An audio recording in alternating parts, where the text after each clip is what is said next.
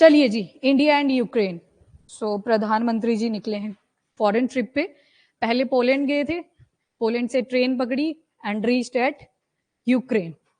तो GS paper 2 international relations, bilateral relation India Ukraine, इसमें important हो जाएगा। यहाँ पे रहा आपका इंडिया और यहाँ पे आ जाएगा यूक्रेन। तो वापस जाना पड़ेगा आपको यूएसएसआर का टाइम, ठीक है। यूएसएसआर 1992 में क्या हुआ, कोल्ड वॉर खत्म हुई एंड यूएसएसआर डिवाइड कर जाता है 15 कंट्रीज में। तो नए स्टूडेंट हैं उनको मैं एक ट्रिक बताऊंगी छोटी सी, सारी कंट्रीज को याद रखने के लिए। बाकी पुरानों में आई थिंक याद होगा, याद है थोड़ा थोड़ा। चलो शुरू करते हैं फिर। ये सुना होगा आपने एक शब्द, बचपन की एल्बम पे हंस रहे होते हैं देख के। आज इस एल्बम की थोड़ी सी स्पेलिंग चेंज कर देंगे, ELLBUM,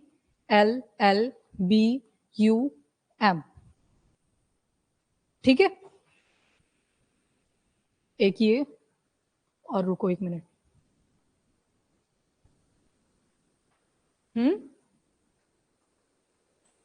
और एक रहेगा आपका K²UT²। चलो जी, पहले तो कंट्रीज याद कर लो। यूएसएसआर जो 15 कंट्रीज में डिवाइड हुआ था post cold war. Okay, E for Estonia, L for Lithuania, L for Latvia, B for Belarus, U for Ukraine, M for Moldova, G for Georgia, A for Armenia, A for, ये तो याद रह जाएगा, बड़ा लंबा conflict चल रखा है, अजरबैजान। इन दोनों के बीच में एक कॉरिडोर आता है जिसका नाम है,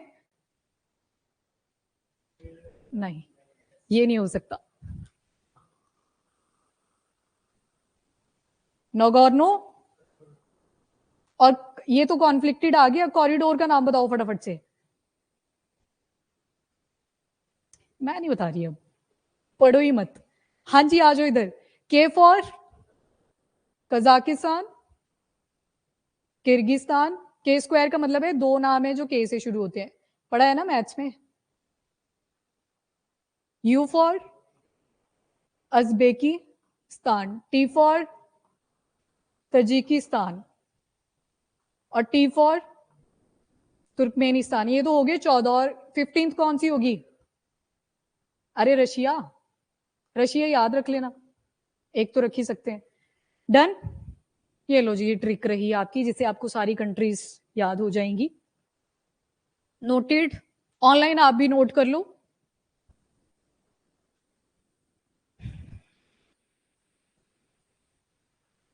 ये लो, बाकी लोकेशन देख लेना मैप के ऊपर, यहां से ऑलमोस्ट सीक्वेंस पे ही मिलेगा। Estonia, Lithuania, Latvia, Belarus, Ukraine, Moldova, ये आगे जॉर्जिया, आर्मेनिया, अजरबैजान, और ये आगे central Asian countries, Kazakhstan, Kyrgyzstan, Uzbekistan, Turkmenistan and Tajikistan. Done, countries के नाम।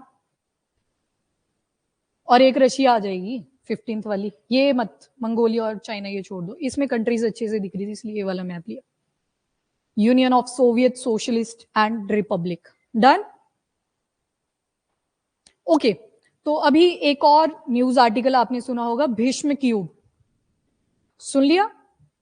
चलो ठीक है, ये आ गया आपका एक पॉइंट जो कि प्रीलिम्स पॉइंट ऑफ व्यू से भी इंपॉर्टेंट है। ओके, तो अभी मोदी जी गए थे यूक्रेन, पहले पोलैंड गए, फिर ट्रेन के थ्रू यूक्रेन पहुंच जाते हैं। ओके, तो यहाँ पे बताया गया है इंडिया की जो डिप्लोमेसी है वो बाय द टाइम पीरियड कैसे कैसे चेंज हुई। अगेन चलेंगे 1971, एक खास ईयर है ये भी। क्या हुआ था इस दिन? Bangladesh liberation war. और हमने बोला था रशिया को कि सपोर्ट कर देना, यानी कि यूएसएसआर था उस टाइम पे, कि हमें सपोर्ट कर देना इफ इन एनी केस हमें कोई प्रॉब्लम आती है। तो ठीक है, यूएसएसआर ने हमें सपोर्ट किया था, इनडायरेक्टली रशिया ने भी किया और यूक्रेन ने भी सपोर्ट किया, ये चीज भी यहाँ पे याद रख लो। और हमने एक ट्रीटी साइन करी थी, फ्रेंडशिप ट्रीटी, किसके साथ? रशिया के साथ, 1971 में ही, बांग्लादेश लिबरेशन वॉर से पहले। ओके, कुछ टर्म्स होंगी जो आपने बार बार सुनी है, जैसे कि विश्व गुरु, ठीक है। पर अब बोला गया है कि जहां पे हम एक जमाने में नॉन अलाइनमेंट मूवमेंट के पार्ट हुआ करते थे। आज हमारी जो पॉलिसी है, फॉरेन पॉलिसी, वो चेंज हो चुकी है and we are focusing on close ties, friend of all. ठीक है, क्लोज टाइज बस इतनी है, फ्रेंड ऑफ ऑल कि सभी के साथ अच्छी बनानी है और निजी दोस्ती बनानी है प्रॉपर। क्लोज टाइज के लिए एक टर्म यूज करी है, विश्व बंधु। बंधु का मतलब होता है ना फ्रेंड। तो बाय द टाइम ये हमारे फॉरेन पॉलिसी में शिफ्ट आए हैं। अब डिप्लोमेटिक रिलेशन कब हुए? यूएसएसआर का ब्रेकडाउन हो जाता है 1990s के अंदर। तो जब 15 कंट्रीज बनती है उसमें से एक बना था Ukraine and India was the first country जिसने बोला था कि ठीक है, यूक्रेन जो है एक नई कंट्री फॉर्म हो चुकी है। तो इंडिया ने फर्स्ट टाइम उसको रिकॉग्नाइज करा था और एम्बेसी भी ओपन कर दी थी इंडिया के अंदर हमने 1992। नाउ दो टर्म्स है, एम्बेसी एंड कॉन्सोल्यूट। ये लिख दिया यहाँ पे विश्व बंधु वाला पॉइंट, देख लेना इसको। हाँ, अब आ जाओ यहाँ पे एम्बेसी एंड कॉन्सुलेट। एम्बेसी जो होती है आपकी, वो मेन कैपिटल जहां पे होती है। इंडिया की कैपिटल इज दिल्ली, तो यहाँ पे होगी एम्बेसी। बाकी कुछ मेन सिटीज होती हैं थ्रू आउट द कंट्री। अब दिल्ली से थोड़ी एडमिनिस्ट्रेशन हो पाएगी easily through out the country, एक तो ऊपर है भी टॉप पे जाके नॉर्थ में। तो we have open consulate India के अंदर कितने हैं? 4। तो एम्बेसी के अंडर काम करते हैं कॉन्सुलेट। मतलब एम्बेसी जो होती है वो कैपिटल के अंदर होती है, कॉन्सुलेट जो होता है वो मेन सिटीज जो होती है किसी भी कंट्री की, वहां पे हो सकते हैं एम्बेसी एंड कॉन्सुलेट। तो 1992 में हमने यूक्रेन की ओपन करवा दी थी दिल्ली में। ओके, तो देयर आर डिफरेंट एरियाज जिसकी वजह से यूक्रेन इंडिया के लिए इंपॉर्टेंट है एंड इंडिया यूक्रेन के लिए इंपॉर्टेंट हो जाता है। वो चाहे जियोपॉलिटिक्स हो, आपका डिफेंस कोऑपरेशन हो, या फिर इंडियन डायस्पोरा। डायस्पोरा का मतलब होता है जो इंडियंस बाहर गए हैं, या किसी भी कंट्री के कॉन्टेक्स्ट में हो सकती है टर्म, बाहर गए हैं पढ़ाई करने के लिए, बट जैसे ही रशियन और ये यूक्रेन वॉर शुरू होता है तो उसके बाद लाने पड़े थे स्टूडेंट्स वापस। आपने सुनी होंगी ये सारी चीजें। तो डायस्पोरा भी सपोर्ट होता है इसमें। तो वन बाय वन देख लेते हैं क्या क्या इंपॉर्टेंस है। ट्रेड में कहां कहां पे डिक्लाइन हुआ है, दैट इज मोस्ट इंपॉर्टेंट। तो एक टाइम था बिफोर वॉर $3.39 बिलियन तक ये जा चुका था हमारा 2021 टू 2022। फिर फेब 2022 के अंदर ये वॉर शुरू होगी थी रशिया एंड यूक्रेन की। और अगर आज के टाइम पे देखोगे 2023 से 24 तक, तो इसका ड्रॉप आ चुका है $0.71 बिलियन। तो बहुत ज्यादा डिक्लाइन हुआ है। एक तो ये इंपॉर्टेंट पॉइंट है, इसको ध्यान में रखना। बाकी जियोपॉलिटिकल कोऑपरेशन, तो अगेन 1992 से पहले की जब भी बात होगी तो यूएसएसआर आपको सोचना है, इंडिविजुअल कंट्री नहीं सोचनी है। तो बोला गया यूक्रेनियन बॉर्न जो वहां पे लीडर हुआ करते थे, उन्होंने भी इंडिया को सपोर्ट किया था 1971 के बांग्लादेश लिबरेशन वॉर के लिए। एंड हिंदी रूसी भाई भाई, ये यूएसएसआर यूक्रेनियन लीडर थे एक, निकिता, सुना होगा आपने, मेल है ये निकिता खुशेव। तो इन्होंने भी क्या किया था, इंडियंस को सपोर्ट किया था। डिफेंस कोऑपरेशन अगर देखोगे तो हम बहुत सारे डिफेंस टेक्नोलॉजिकल इक्विपमेंट्स परचेज करते हैं फ्रॉम यूक्रेन। सबसे जो इंपॉर्टेंट एंड रिसेंट एग्जांपल है वो है R-27 air to air missile. ये पिक्चर है, और ये कौन सा एयरक्राफ्ट है? सुकोई 30 MK-1। याद रखना, इसी में डिप्लॉय करी जाती है इंडियन एयरफोर्स के द्वारा। एयर टू एयर मिसाइल है ये। आपने सरफेस टू एयर मिसाइल भी सुनी होगी, सरफेस टू सरफेस भी सुनी होगी। जो पहला शब्द होता है वो रिप्रेजेंट करता है कहां से इसको लॉन्च करा गया, एयर टू एयर, यानी कि लॉन्चिंग भी एयर से होगी वाया एयरक्राफ्ट। और इसके लिए कौन सा है? सुकोई 30 MK-1। और दूसरा टारगेट भी कहां पे होगा? एयर में। तो ये बन गई air to air missile, R-27 air to air missile. और इस टाइम जब रशिया और यूक्रेन का वॉर चल रहा है तो इंडियंस ने भी बहुत सारे डिफेंस इक्विपमेंट एक्सपोर्ट करे थे। एक बार पढ़ी थी हमने ये लाइन, अगर आपको याद हो थोड़ा सा तो चलो बस इतना याद रखना, इसका ये याद रखना। ओके, नाउ इकोनॉमिक कोऑपरेशन, पहला तो वही आ जाएगा कि कितना जो है ट्रेड पहुंच चुका था, $3.386 बिलियन 2021 टू 22 तक का ये डेटा है। और उसके अलावा इंडिया जो है वो लार्जेस्ट एक्सपोर्ट डेस्टिनेशन है यूक्रेन के लिए, मतलब काफी ज्यादा एक्सपोर्ट करता है यूक्रेन टू इंडिया। और अगर रैंक पूछ लिया जाए थ्रू आउट द वर्ल्ड तो इंडिया आता है 5th रैंक के ऊपर। इतना ज्यादा एक्सपोर्ट करता है यूक्रेन इंडिया को। ठीक है, अब क्या क्या आइटम्स हैं वेरी इंपॉर्टेंट मेंस पर्सपेक्टिव से जो कि यूक्रेन इंडिया को भेजता है एंड इंडिया यूक्रेन को भेजता है। सबसे पहले देख लो यूक्रेन टू इंडिया क्या क्या चीजें आती हैं यहाँ पे। एक तो एग्रीकल्चरल प्रोडक्ट्स, व्हीट का हमने बहुत पढ़ा है पहले भी, रशिया के कॉन्टेक्स्ट में भी एंड यूक्रेन के कॉन्टेक्स्ट में भी। एंड दूसरी आ जाती है मेटलर्जिकल प्रोडक्ट्स, जिनसे मेटल्स एक्सट्रैक्ट करी जाती हैं, वैसी सारी प्रोडक्ट्स। दूसरा आ जाता है आपका प्लास्टिक एंड पॉलीमर्स। सुने होंगे आपने पॉलीमर्स, जैसे ये स्विच दिख रहे हैं आपको, ये बैकेलाइट के बने होते हैं, that is again a polymer, ठीक है, बैकेलाइट बोलते हैं उसको। तो ऐसी सारी प्रोडक्ट्स हम लेते हैं फ्रॉम यूक्रेन, ये यूक्रेन टू इंडिया ये सारी चीजें। उसके बाद इंडियंस भी भेजते हैं यूक्रेन को बड़ी सारी चीजें, जैसे कि फार्मास्यूटिकल्स।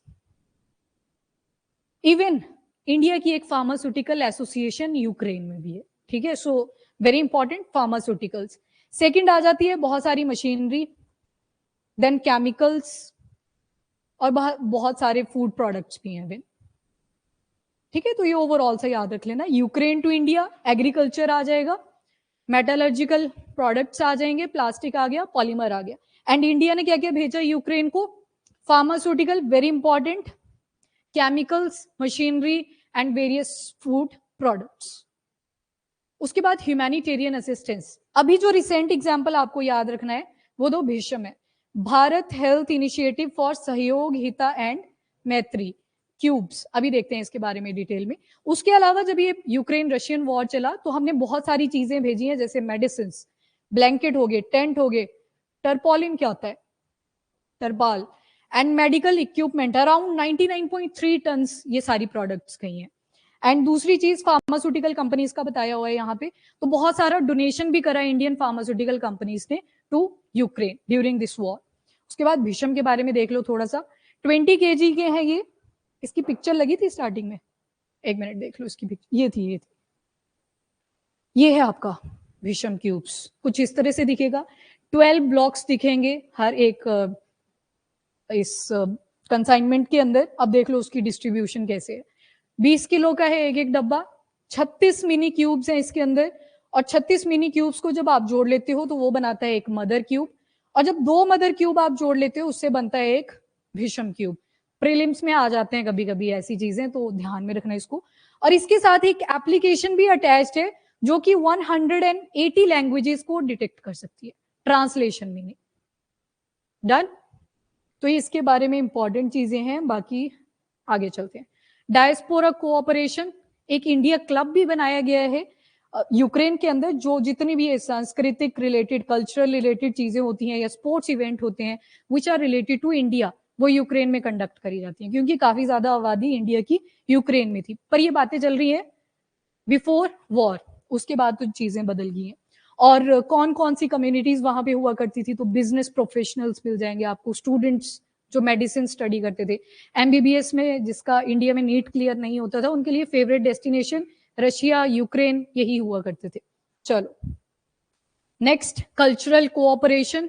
तो योगा डे सेलिब्रेशन होती है वहां पे भी, birth anniversary of Mahatma Gandhi ये भी करी जाती है। आर्ट एंड कल्चर के अंदर आप पढ़ते हो योगा स्कूल, फिलोसॉफिकल स्कूल्स होते हैं ये, वेदांता हो गया, वो सारी चीजें भी वहां पे चलती हैं। आयुर्वेदा हो गया, स्पिरिचुअलिटी, तो ये सारी इंडिया से गई हैं अलॉन्ग विद द पॉपुलेशन। जैसे इंडिया से गए लोग तो ये चीजें भी उनके साथ चलेगी toward Ukraine. Naatu Naatu song सुना होगा आपने, तो उसकी शूटिंग भी कहाँ पे हुई थी अभी, यूक्रेन। ऑस्कर विनिंग सॉन्ग था नाटू नाटू, तो उनकी भी यहाँ पे शूटिंग करी गई थी। उसके बाद इंस्टीट्यूशनल कोऑपरेशन, एक है आईटेक। अब देखो दो वर्ड है यहाँ पे, एक टेक्निकल और दूसरा इकोनॉमिक कोऑपरेशन, मतलब टेक्नोलॉजी से रिलेटेड या पैसों से रिलेटेड वो सारी चीजें कोऑपरेट करती है ये वाली body, ITEC, Indian technical and economic cooperation programme, 1964 में चलाया गया था।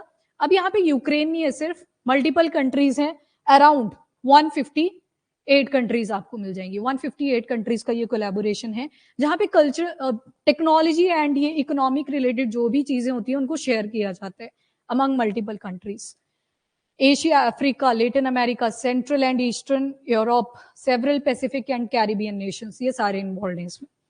उसके बाद मिनिस्ट्री ऑफ एक्सटर्नल अफेयर के अंडर आती है और फुली फंडेड है बाय गवर्नमेंट ऑफ इंडिया, और इंडिया के ही अंदर है ये, ठीक है। इसके अलावा और भी हैं इंस्टीट्यूशन, जैसे ICCR, Indian council for cultural relation, again culture related जो भी चीजें होंगी, यूक्रेन का एग्जांपल ले लें, यूक्रेन की कुछ होंगी जो इंडियन सीखना चाहते होंगे, या फिर इंडियन है जो यूक्रेनियन चीजें सीखना चाहते होंगे, तो यहाँ पे वो चीज होती है।